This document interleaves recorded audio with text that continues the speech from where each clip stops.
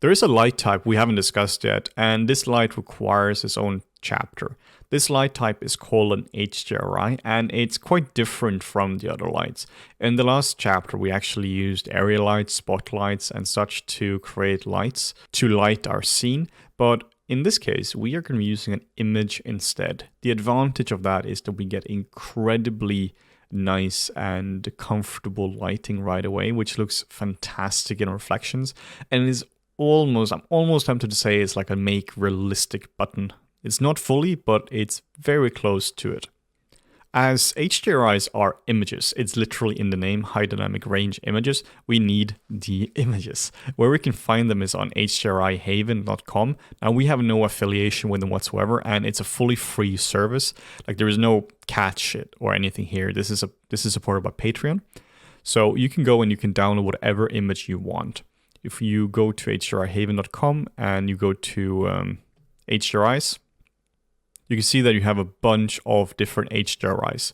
So here we have skies, outdoor, indoor. So let's say you want some nice skies. You can go to skies and you can see the different skies you have. These are captured with a real-world camera in the location you're seeing. And the light information is determined by the highlights, the shadows, and the general color.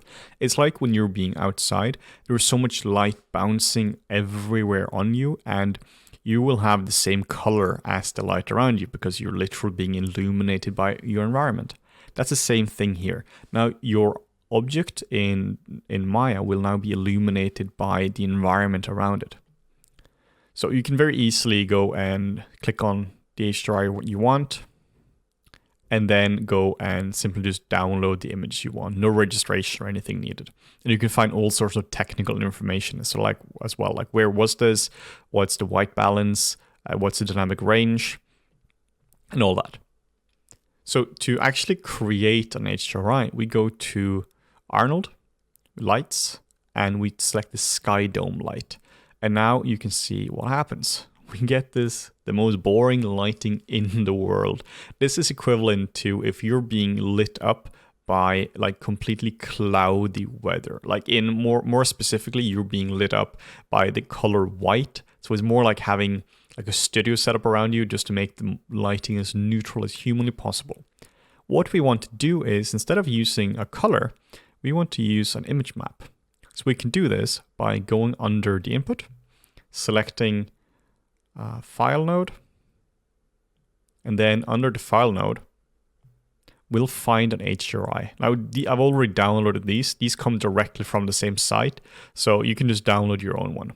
So we can choose the Lakeside one, and we can click OK. One little thing is that the preview isn't perfectly accurate, and this is because it deals with gamma and the whole range of the image in a different way. So don't be discouraged if this doesn't look super. It's going to look great once we bring it into Maya. Click Open. And now you can see what happens. Now this is being illuminated by the light sources in the environment. In this case, it's pretty extreme, but that's because the lighting we have. If we just pause this, we can now select the actual light dome. So we can now start to rotate this around, and now you can see that this changes the lighting dramatically.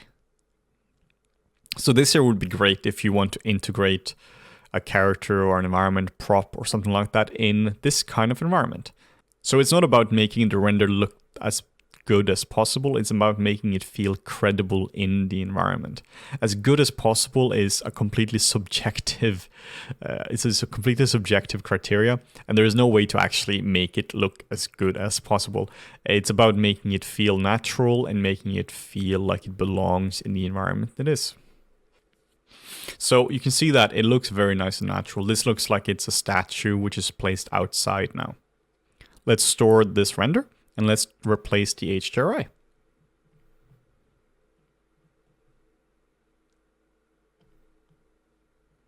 And you can see how incredibly different it looks right away. You can see the reflections look stronger, the color is completely different, the shadow position is different, everything is just completely different. And if we were to rotate around the scene, you can see where the main light sources are coming from. You can also download them in different sizes as well. Obviously, a bigger size is going to take longer to render, but it's also going to give you more accurate reflections. It doesn't matter a whole lot what resolution's in terms of the pure lighting, but it does matter in terms of the reflections. So let's store this as well, and let's select another HDRI. So this HDRI is probably something I would use if I were to actually render this out for a portfolio piece or something like that, because this looks really appealing. It looks soft and nice and has some of the same attributes as the sculpture has. So this is often how I'm starting my lighting when it comes to, well, rendering anything. I'm throwing in an HDRI to get really nice, incredible reflections. And then on top of that, I'll build it up using traditional lights in Maya. So you can now see how completely different these results are, and we're literally just changing a single map. So what we can do is we can go to Arnold, Lights, and we can use an area light.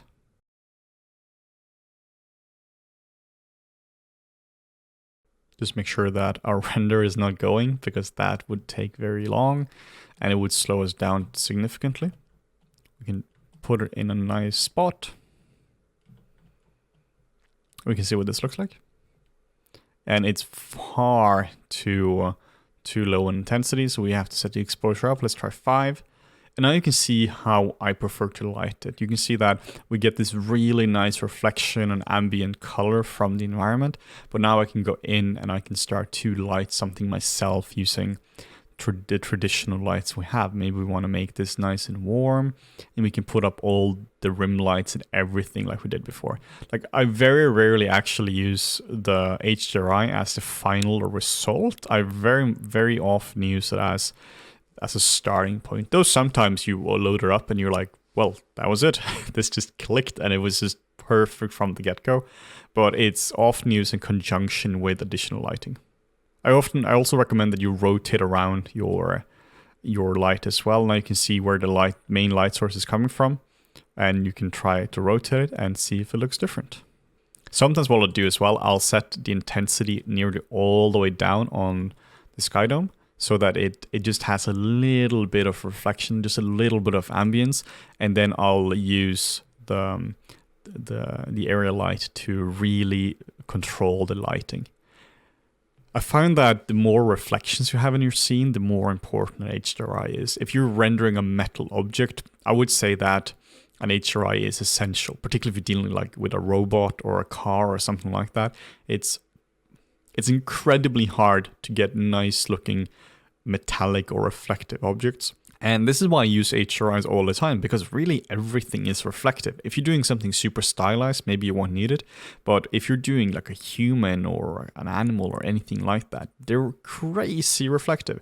So I use them for really anything. So in short, for HDRIs, you go to hdrihaven.com to get them. Bunch of other sources as well, but that's my preferred method. You go to Arnold, Lights, Skydome Light, and to get the actual light. Then under the color input, we select a file node, and then we just simply select the HDRI.